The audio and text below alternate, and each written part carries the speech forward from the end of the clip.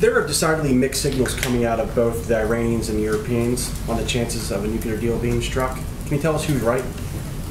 Well, I don't know if I can. I don't know if I'm going to take assess in that exact term, in that exact phrasing. But I will tell you this: we remain engaged as a party in these discussions. Obviously, our discussions, as you know from following this, are through indirect talks through the Europeans. We continue to believe that our efforts as it relates to bringing an end or preventing Iran from acquiring a nuclear weapon need to happen through diplomatic channels. And those talks and engagements are continuing. We always know from having lived through these negotiations before, there will be bumpy roads, there will be different assessments, but we're continuing to work toward progress.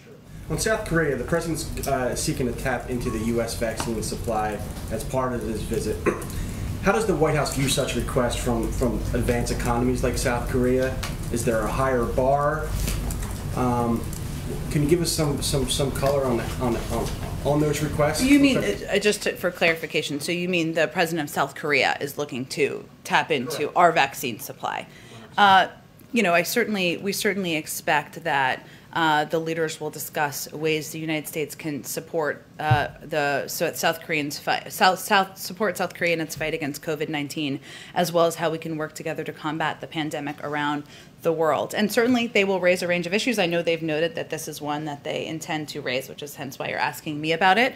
I will say that as it relates to the vaccine supply that we've announced, we are going to be sharing with the world. We will look at that and we will make decisions, which are still ongoing, with a couple of criteria in mind: how to do it equitably, how to ensure we're reaching parts of the world that need help the most, how to do it in a way that's fair and has a regional balance. So I don't expect that assessment to be made in advance of tomorrow, but certainly we welcome the opportunity to discuss with them how we can work together to address the global pandemic. Sure. One more question on South Korea.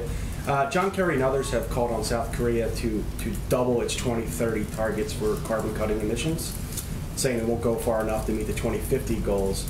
Should we expect any movement on that? Should we expect South Korea to come a little bit higher on those 2030 goals as part of these talks? Well, we are working with South Korea in areas of mutual interest, and certainly climate ambition, addressing the climate crisis that's facing the global community as part of that.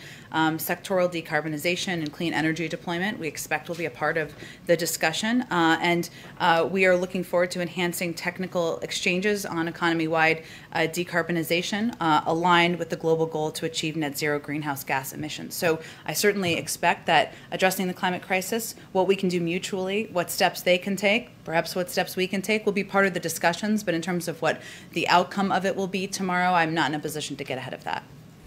Go ahead.